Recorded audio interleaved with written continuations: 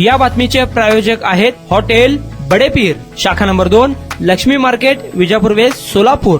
जालन्यातील परतूर येथील बागेश्वरी साखर कारखान्यात काम सुरू असताना स्फोट झाला होता. या स्फोटात 2 कामगारांचा मृत्यू झाला तर 2 जण गंभीर जखमी झाले आहेत. चुन्याची भट्टी फुटल्याने हा स्फोट झाल्याची प्राथमिक माहिती समोर आली आहे. स्फोटानंतर जखमींना परतूर येथील रुग्णालयात दाखल करण्यात आला आहे. अशोक देशमुख आणि आबासाहेब पारखे या 2 कामगारांचा मृत्यू झाल्याची माहिती समोर आली आहे. आगीचे मुख्य कारण अद्याप समजलेले नाहीये, अशी माहिती जालना पोलीस अधीक्षक अजय बन्सल यांनी सांगितलं. काल संध्याकाळी परतूर येथे एक साखर कारखाना आहे बागेश्वरी नावाचा, त्याच्यामध्ये विस्फोटची घटना घडली होती, ज्यामध्ये 2 कामगार मृत्यू झालेली आहे. तसेच अजून एक कामगार जखमी आहे, हॉस्पिटलला भरती आहे, पण सुदैवाने तो आउट ऑफ डेंजर आहे. तर त्याच्यामध्ये पोलिसांनी लगेच तिकडे ताबडतोब दखल घेतलेली आहे.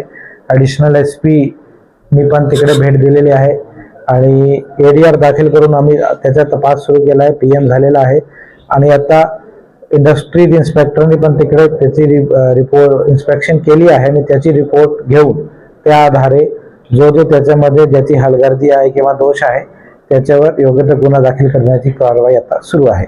नेमकं कारण काय आहे?